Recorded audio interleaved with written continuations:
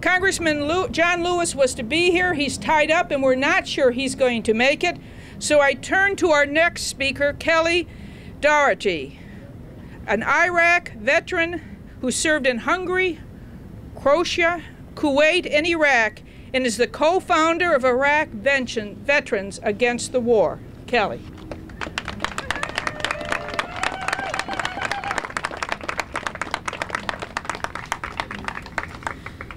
Well, I'd like to thank everyone for coming here today. I served for 8 years in the Colorado Army National Guard as a medic and military police, and in Iraq, I was military police sergeant and spent my days out on the streets patrolling and escorting convoys. Over my 10 months in Iraq, I left in February of 2004.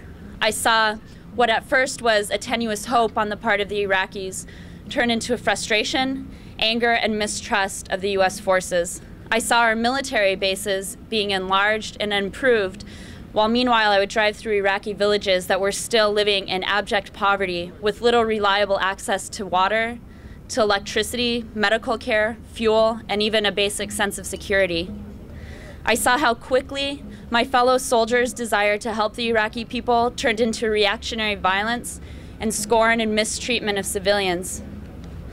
I witnessed an Iraqi grandfather throw himself on the ground repeatedly in anguish after seeing his family sitting in stunned silence around the body of their dead 10-year-old son who'd been run over and left by a U.S. convoy. I saw Iraqi women crying out in terror as we searched their homes and took away their young sons in handcuffs. I was ordered to burn and destroy corporate fuel tanker trucks while nearby Iraqis waited in lines miles long just to fill up their vehicles with fuel. I saw what freedom and democracy posed at the point of a gun and a bomb looked like for the Iraqi people. I left Iraq in February of 2004. That's 2.5 years ago.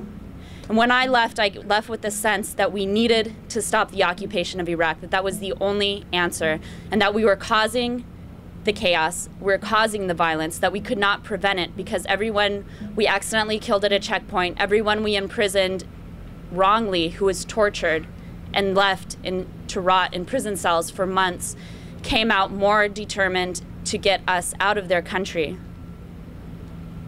Now, it's over 3 years since this war has started, and we've lost hundreds of thousands of lives. And I don't want to focus specifically on the lives of my fellow brothers and sisters in arms. I want to focus on the lives of everyone in Iraq who has given their lives because of this policy of warfare and of violence. Later today, I'm getting ready to meet with a friend. He already spent a year in Iraq, and he's getting ready to go over a second time.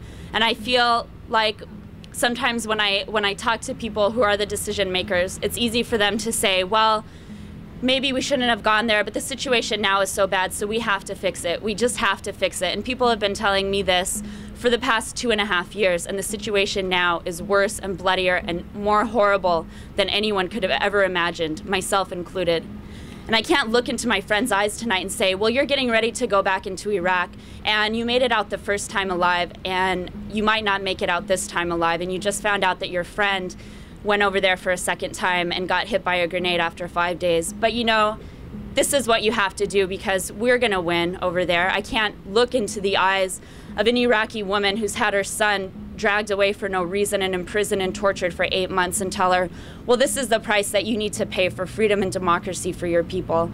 I can't look into my friend's face who just got back from spending 3 months with her family in Basra and experiencing what it was like for her family living under occupation and say, just give us a little more time. We really have good intentions. When I was in Colorado on active duty, waiting to get sent over to Kuwait for the invasion, I watched the State of the Union address, and I watched myself and everyone in that room being lied to that we needed to go to Iraq because they had weapons of mass destruction and connections to September 11th. And I think it's important when we talk about why we need to get out of Iraq to look at, in order to be successful, we're going under the assumption that our government and our military ever had the intention of helping the Iraqi people.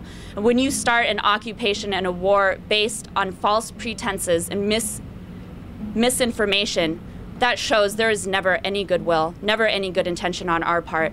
And that's why Every single day, soldiers are dying, Iraqis are dying, and this madness needs to stop, and we need to keep speaking out in whatever way we can, because there comes a time when silence is complicity, and I can't remain silent. Thank you.